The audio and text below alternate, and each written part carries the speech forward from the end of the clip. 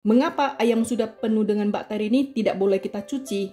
Nah, ini dia penjelasannya ya. Halo teman-teman Mak Butet semua. Hari ini Mak Butet tidak masak ya. Mak Butet mau bikin video menjelaskan mengapa setiap kali Mak Butet kalau memasak daging tidak pernah Mak Butet cuci. Apakah karena Mak Butet malas? Apakah karena Mak Butet jorok? Nah, di sini Mak Butet mau menjelaskan sejelas-jelasnya ya. Mak Butet tidak pernah mencuci daging. Ini berhubungan erat dengan lokasi di tempat tinggal Mak Butet ya. Jadi Mak Butet ini tidak tinggal di Indonesia, Mak Butet tinggal di Inggris. Jadi keadaan daging di Inggris ini ya, daging kita ini bukan dipotong, ada tukang daging di pasar basah gitu, terus potong-potong, terus dicelup-celup air, terus dimasukkan ke plastik kresek dijual ke kita, bukan begitu. Penjagalan kita di sini, di mana hewan-hewan yang mau dimakan itu dijagal, mereka itu harus mengikuti guidelines yang ditentukan oleh pemerintah. Kita di Inggris ini, kita masih mengikuti peraturan kesehatannya yang berlaku di Uni Eropa, karena kita dulu ini masih anggota Uni Eropa dan kita baru aja keluar ya Desember tahun lalu.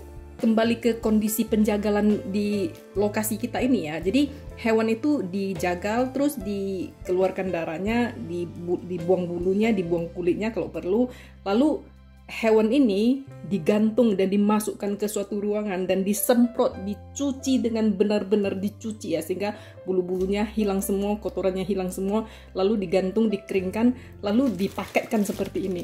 Ada perbedaan yang jelas ya cara memperlakukan daging antara Amerika dengan Uni Eropa. Jadi di Amerika itu, contohnya seperti ayam ini ya, mereka dibenarkan memakai klorin konsentrasi rendah untuk mendisinfeksi ayam sebelum dipakai. Sementara di Uni Eropa itu dilarang. Daging yang sudah selesai diproses di pabrik ini, mereka paketkan, dan tentunya mereka ada laboratorium yang mereka tahu dengan kondisi suhu berapa, ini daging ini tahan tidak busuk berapa hari. Jadi mereka tahu ini berapa umur safe lives-nya hewan yang dijual di supermarket dengan kondisi pendingin ya. Di contohnya ayam ini ada expiry date-nya ini 15 Juli, lalu beef ini 17 Juli. Jadi kita harus memakai daging ini sebelum tanggal 17, sebelum tanggal 15. Dari tanggal hewan ini keluar dari pabrik, perjalanan menuju supermarket dan disusun di rak dan dijual di sana ya,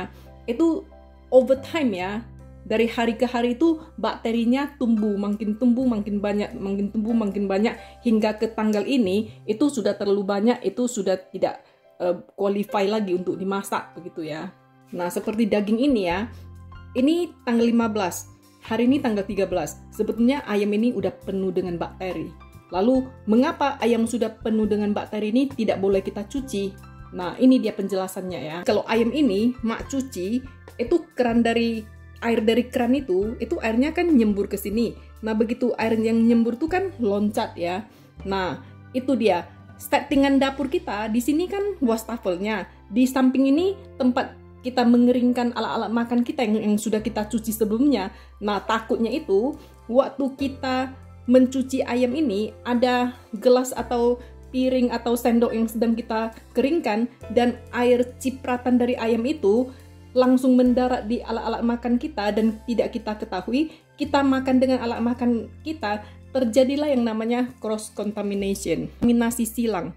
Kontaminasi silang itu kalau bakteri yang misalnya ini udah berapa hari ini ya, udah hampir expired gitu ya, bakterinya konsentrasinya sudah tinggi dan mendarat di tempat makan kita dengan konsentrasi tinggi, dan kita tidak tahu kita makan, dan kebetulan orang yang makan itu kesehatannya fragile gitu, tidak begitu kuat imunnya. Contohnya orang tua, anak-anak, atau wanita hamil.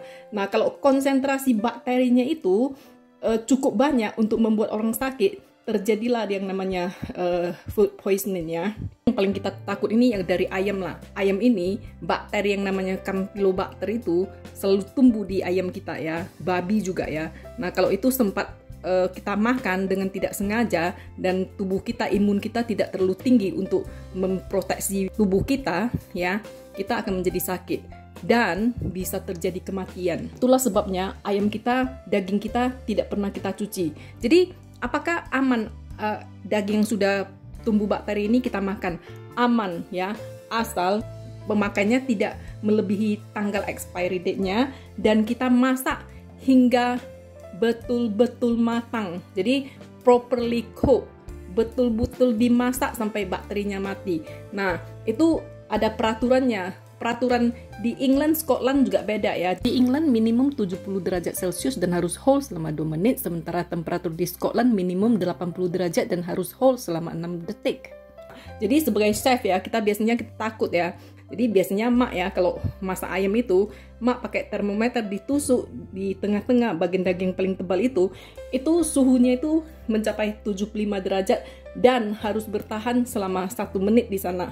Itu kita bikin peraturan kita sendiri supaya apa yang kita masak dimakan orang aman, dan bila terjadi sesuatu kita pastikan bukan dari dapur kita gitu ya.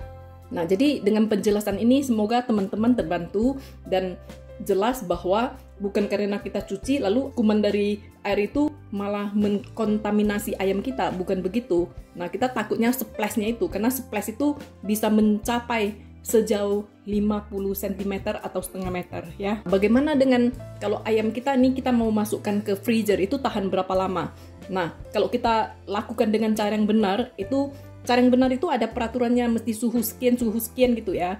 Nah, itu menurut peraturan Uni Eropa itu 3 bulan, oke? Dan makanan yang kita masak udah mateng, kita masukkan ke kulkas yang chill ya, itu 3 hari. Dan video ini semoga teman-teman jelas. Ada yang merasa geli sekali Mak Butet kalau memasak tidak mencuci daging begitu ya. Nah, jadi intinya di mana kamu tinggal, ikutilah peraturan di negara kamu. Jadi saya tinggal di Inggris, saya tidak bisa berlaku seperti orang Indonesia cuci, karena caranya orang menjual daging dan menjaga ayam di Indonesia itu kan beda ya.